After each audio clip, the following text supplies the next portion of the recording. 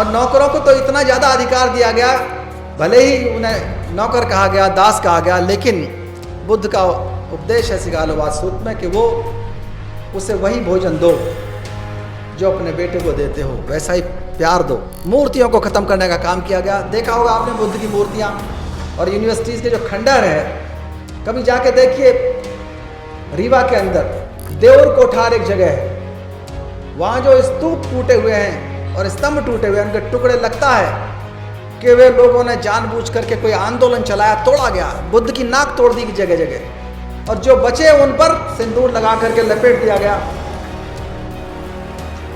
विचारों को मार दिया गया। इसी को वर्ल्ड बैंक का चेयरमैन जिम यांग किंग 2015 में कहता है वाइब्रेंट समिट में कि जातियां खत्म किए बिना इस देश से गरीबी समाप्त नहीं। जो क्रांतियां हुई उनमें एक मेल है, कैसे इकट्ठा हुए लोग बाग। बुद्ध ने कहा तुम अपने स्वामी हो, बुद्धिस्ट रिवॉल्यूशन हो गया। जीन जैकस रूसो ने फ्रांस में कहा व्यक्ति आजाद पैदा होता है और वो हर जगह चेन्स में बांध लिया जाता है, हथकड़ियों में। फ्रांस की क्रांति हो गई। कार्ल मार्क्स ने कहा workers of the world unite, दुनिया के मजदूरों एक हो जाओ। रूस की क्रांति हो गई, साम्यवादी क्रांति हो गई। अमेरिका के अंदर जेफरसन ने कहा कि आजादी की आवश्यकता अकेले अंग्रेजों को नहीं है।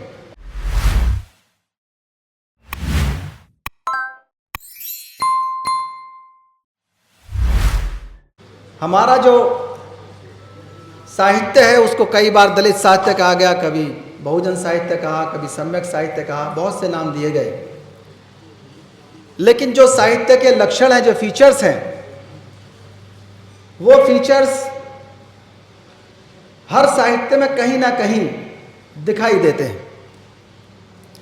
अगर हम पहले ये देख लें कि राष्ट्र निर्माण क्या है और उसके आईने में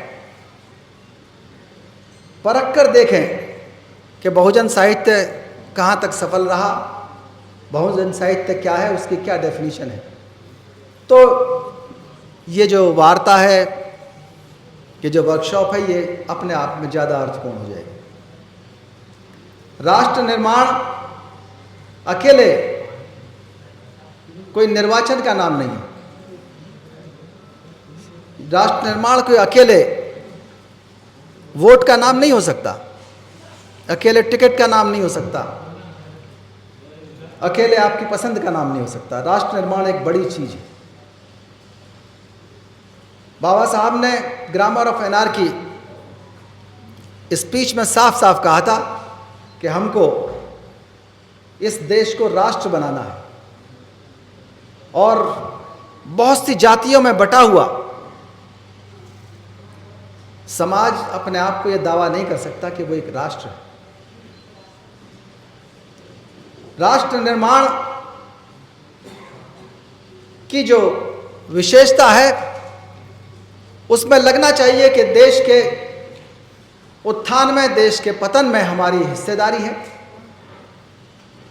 देश आगे बढ़ेगा तो हम भी आगे बढ़ेंगे, देश ऊपर चढ़ेगा तो हम भी ऊपर चढ़ेंगे। देश के ऊपर कोई चुनौती आई तो उस चुनौती से लड़ने का काम हमारा भी है, हमारी भी हिस्सेदारी है। इस हिस्सेदारी का एहसास, मैं क्षमा चाहूंगा, ये हिस्सेदारी का एहसास समाज के लोगों को अगर जोड़ने में सफल है तो राष्ट्रवाद का विकास होगा, राष्ट्र निर्माण होगा। पेड़, पहाड़, सड़क, अकेले विकास भी राष्ट्रवाद का निर्माण नहीं कर सकते।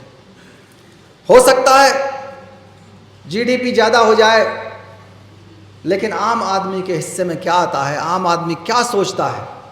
अगर एक आम आदमी और दूसरे आम आदमी, एक आम आदमी और दूसरे खास आदमी के बीच में कोई सद्भाव नहीं है, भ्रातृत्व की भावना नहीं है, तो राष्ट्रवाद पनप नहीं सकता। इसीलिए बाबा साहब ने जो स्थान दिया बंधुता की भावना को, भ्रातृत्व की भावना को वो समता से भी ज़्यादा दिया।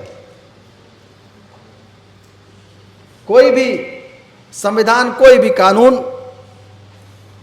दिशा दिखा सकता है, तथ्य बता सकता है, लेकिन बंधुता की भावना, प्रेम की भावना ही आपको इकट्ठा करेगी।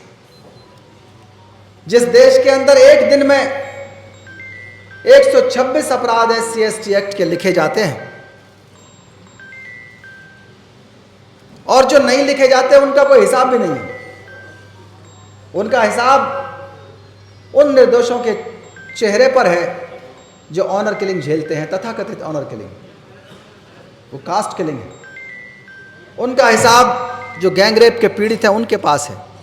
80 से ऊपर बलात्कार रोज होते हैं और वो जब भटकते हैं कार्यवाही के लिए,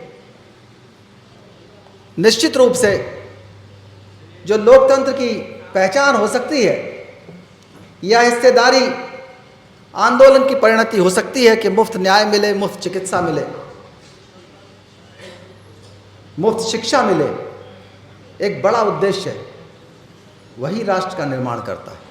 सड़क इतनी अच्छी बन जाए, अगर चलने वाले उसमें अपने आप को सुरक्षित महसूस नहीं करते, महिला ये सोचती है कि मुझे कोई उठा के ना ले जाए, मेरी बिरादरी की वजह से, मेरी कमजोरी की वजह से, बच्चे सोचें हमें कोई डिमोरलाइज ना कर दे, कोई ये ना कह दे कि तुमने पैंट क्यों पहन रखी है, तुमने मूंछ क्यों लगा रखी है, तुमने टोपी क्यों पहन रखी है। ये चीजें राष्ट्र का निर्माण नहीं कर सकती। राष्ट्र का निर्माण करने के लिए जो बाबा साहब ने संविधान बनाया, उस संविधान के directive principles of state policy के ध्यान रखना पड़ेगा। ये एक पैमाना है, आज भी बहुजन साहित्यकारों के लिए बहुत बड़ा पैमाना है। मैं पत्रकारों से भी कहता हूं कि इस पैमाने का सदुपयोग करें, लेकिन इस पैमाने का सदुपयोग कर नहीं पाए लोग बाग। महामानव बुद्ध ने उस समय जब मानवतावाद पूरी दुनिया के अंदर जाना ही नहीं जाता था, बुद्ध ने उस समय वो चीजें जो आदमी के सुख दुख को प्रभावित करती हैं, उन चीजों की शुरुआत की और एक सोशल एक्टिविस्ट के लिए, पॉलिटिशियंस के लिए, कार्यकर्ताओं के लिए, साहित्यकारों के लिए एक ऐसी शुरुआत कर दी कि सिविलाइजेशन के अंदर जो बारबेरियनिज्म है, जो सेवेजी है, वो ख़त्म होनी चाहिए। ख़त्म तभी होगी जब लोगों को अच्छे और बुरे का ज्ञान हो। हम लोग जब कोचिंग कर रहे थे दिल्ली में कंपटीशन की, उस समय हमारे एक लेक्चरर ने बताया था कि जो भी कुछ अच्छा है, all that is good in the world, that is represented by Lord Buddha. जो भी अच्छा है, इससे बड़ा पैमाना साहित्य के लिए कोई दूसरा नहीं हो सकता।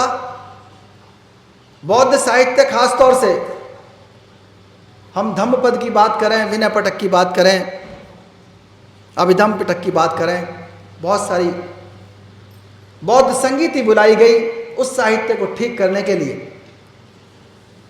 पहली बौद्ध संगीति 500 अरहतों ने हिस्सा लिया, बौद्धों ने, क्योंकि बहुजन साहित्य का आधार तो बौद्ध साहित्य ही है। पूरी दुनिया में लिखा गया है बहुजन साहित्य। पहली जो काउंसिल थी उसकी अध्यक्षता की थी महाकाश्यप ने, और साहित्य के ऊपर काम हुआ। राजगृह के अंदर इसकी मीटिंग हुई थी, लोगों के विचार सुने गए, क्योंकि बुद्ध का संघ फीडबैक मैकेनिज्म पर काम करता है। सेकेंड काउंसिल वैशाली में हुई, उसके अंदर भी साहित्य पर काम हुआ, बहुत से विचार जो बुद्ध के थे उनको रखा गया। तीसरी काउंसिल अशोक के टाइम पर हुई। चौथी कनिष्ठ ने कराई, जो 2 हिस्सों में हुई, पेशावर में और कुंडलवन कश्मीर में। बहुत सा साहित्य, बौद्ध साहित्य उसके अंदर निकल करके आया। अशु घोष जैसे जिन्होंने नाटक लिखा सबसे पहला, और अपने वज्र सूची जैसी किताब में स्पष्ट घोषणा की कि जातियां नहीं होनी चाहिए। समतामूलक समाज के सामने जातियों का कोई काम नहीं और मानवता सामने आनी चाहिए। वज्र सूची जो किताब थी, ऐसा सुंदर साहित्य क्या हो सकता है। अश्वघोष ने और सौंदर्यनंद लिखी, बहुत सारी किताबें लिखी, उनके ऊपर बहुत रिसर्च हुए हैं। हमारे डॉक्टर अंगनेलाल साहब बहुत अच्छे साहित्यकार भी थे, हमारे गुरु भी थे। उन्होंने अश्वघोष के ऊपर PhD डीलिट की थी। उनका नाम मैं इसलिए लेना चाहूँगा कि वो हम सब के जितने लोग यहाँ बैठे हैं लगभग सभी के गुरु रहे हैं। हमारे पिताजी के भी गुरु रहे वो और हमारे भी गुरु रहे। बहुत से साहित्यकारों ने उन लोगों से प्रेरणा ली। हर्ष जैसे सम्राट ने किताब लिखी, नागनंदा रत्नावली प्रियदर्शिका। सम्राट भी उसमें हिस्सा लेते हैं। कागज का प्रचलन शुरू नहीं हुआ था, लोगों ने पत्थर पे लिखना शुरू किया। आज बहुजन साहित्य का, भारतीय संविधान का बहुत बड़ा आधार, बहुत बड़े प्रेरणा स्रोत और एक साहित्यिक भाषा शैली में लिखा हुआ सम्राट अशोक के कितने सारे अभिलेख हैं, पता नहीं कितने मिले नहीं है। अलेक्जेंडर कनिंघम ना होते, जेम्स प्रिंसेप ना होते तो इतना बड़ा साहित्य जो आज पूरी दुनिया के प्रशासन को, शासन को शिक्षा देता है।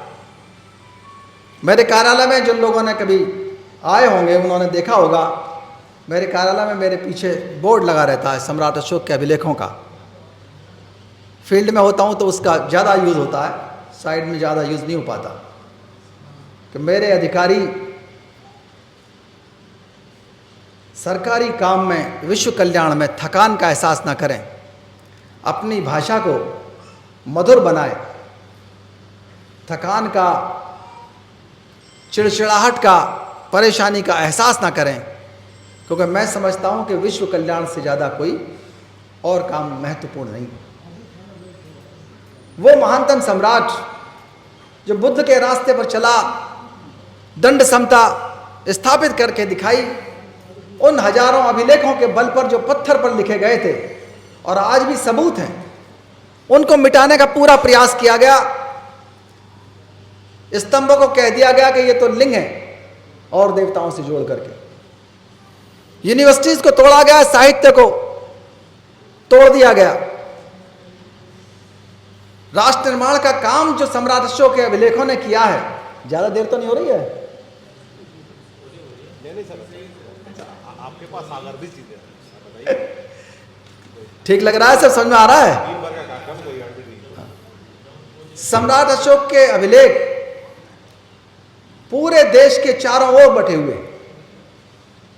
इस देश की एकता के लिए इससे बड़ा क्या आधार हो सकता है। यहां तक कि साम्राज्य बढ़ाना बंद ही कर दिया था, क्योंकि उधर बंगाल की खाड़ी के आगे कुछ बचा नहीं था। और जो आस पड़ोस के देश थे उनमें उसने संदेश भेज दिया था लिख करके कि हम धम्म विजय पर काम कर रहे हैं। ट्रेनिंग नहीं छोड़ी थी, सेना कम नहीं की थी, क्योंकि मध्यम मार्ग पर चलता था, बुद्ध के मार्ग पर सबको जोड़ने का काम किया गया बौद्ध साहित्य ने। सिगालोवाद सूत्र में तो लिखा हुआ है कि नौकर मालिक कैसे जुड़ेंगे, भाई भाई कैसे जोड़ेंगे। दिशाओं के नाम से जोड़ा गया, गुरु को, नौकर चाकर को, शिक्षक और जो हमारे माता पिता हैं उनको।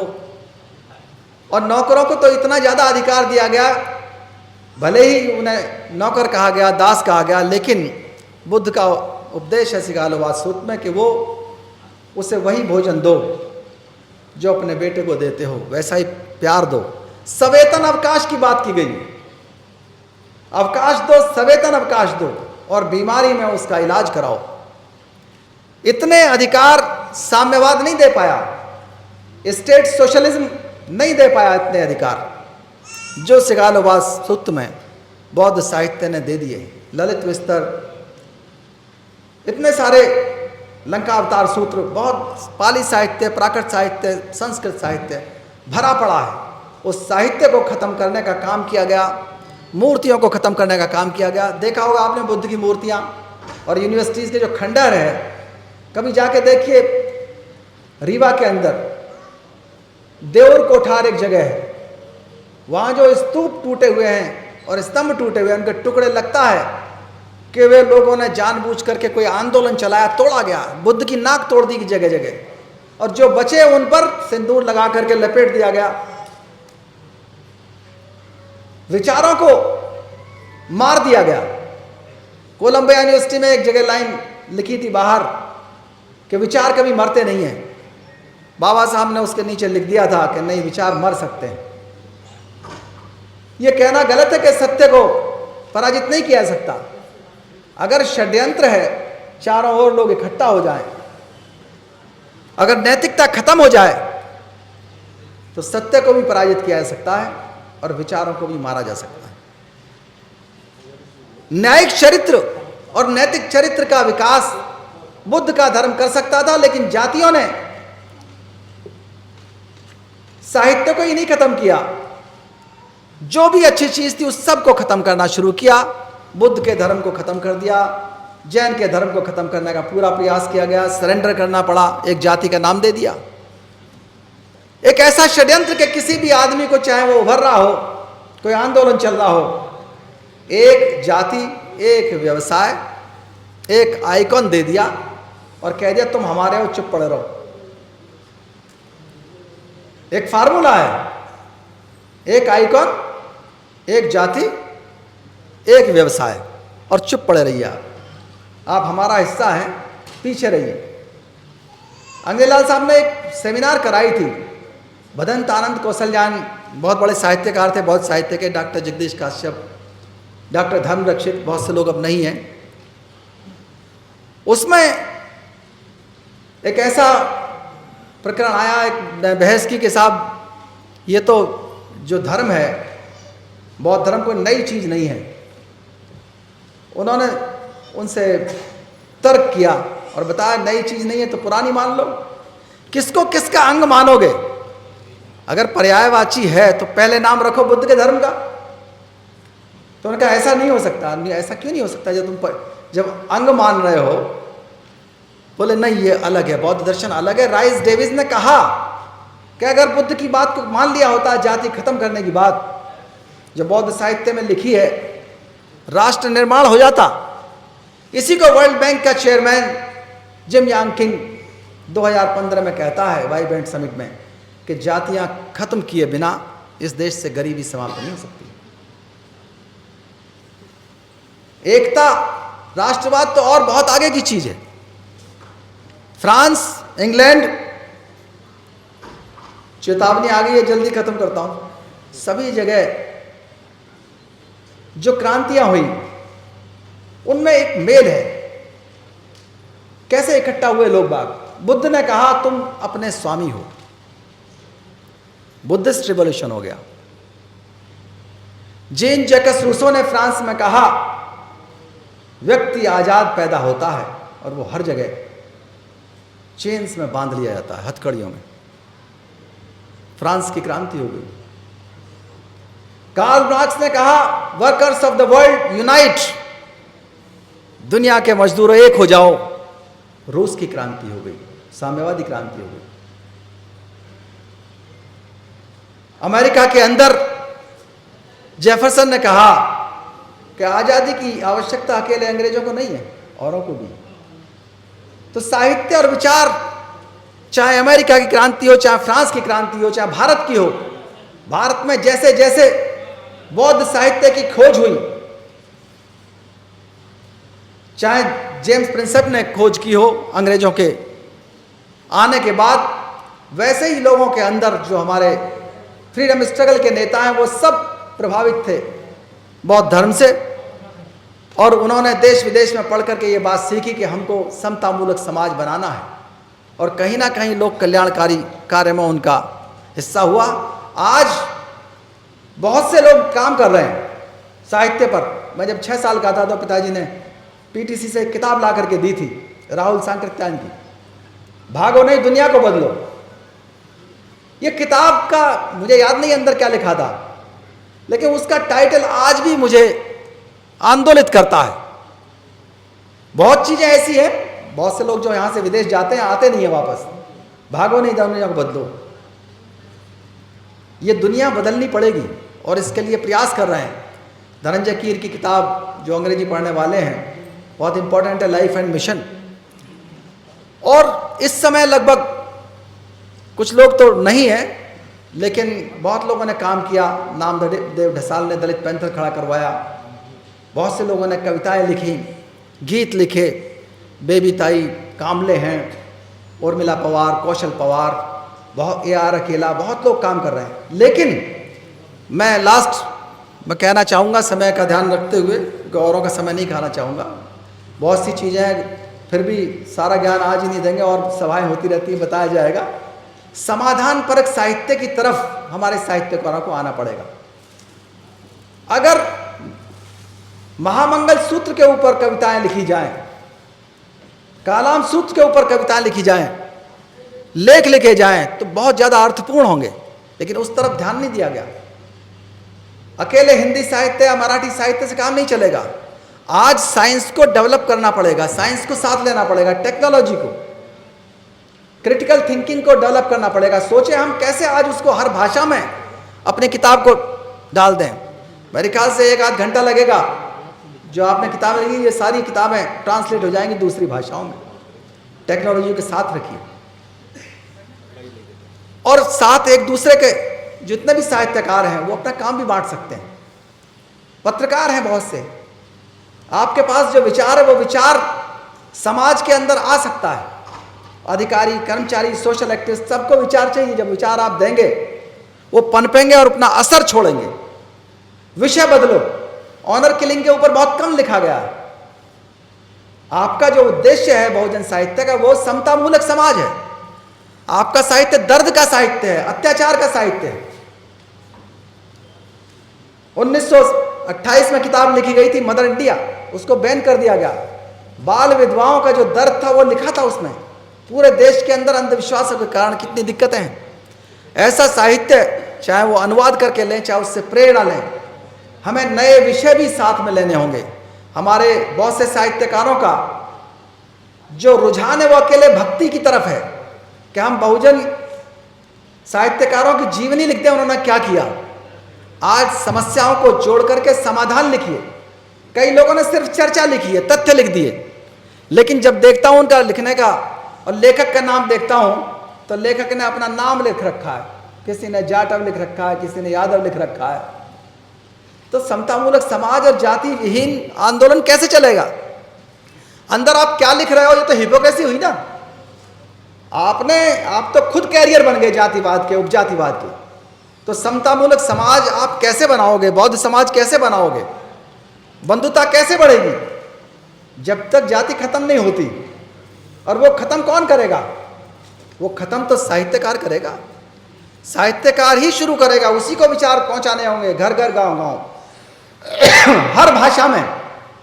हर भाषा को अपनाइए और समाधान परक साहित्य लिखिए। ये नहीं कि हमने अपनी जीवनी लिख दी और खत्म। दिखाई देना चाहिए कि ऑनर किलिंग का क्या समाधान है।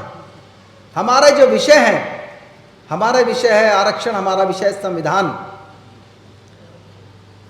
हिस्सेदारी, अत्याचारों का खात्मा। इन सब में हमारी क्या भूमिका है, क्या साहित्य देना है पे बैक टू फैमिली के लिए, पे बैक टू सोसाइटी के लिए। और जो समाज भ्रमित है वहाँ तक पंचशील के मूल्यों को पहुँचाना है। ये भी जिम्मेदारी आपको लेनी होगी। आप सोचेंगे सारी जिम्मेदारी हम कैसे ले सकते हैं, लेकिन फिर भी जो लेखन है वो चाहे पत्थर पे लिखा हो चाहे किताब में लिखा हो, वो बहुत लोगों तक पहुंचता है और वो आसानी से ख़त्म नहीं होता। अब तो इंटरनेट का ज़माना है, शायद कभी ख़त्म नहीं होगा जो आपने लिख दिया। अपने संस्मरण लिखिए। आज हर आदमी पत्रकार हो सकता है यूट्यूब के जरिए, हर आदमी साहित्यकार हो सकता है।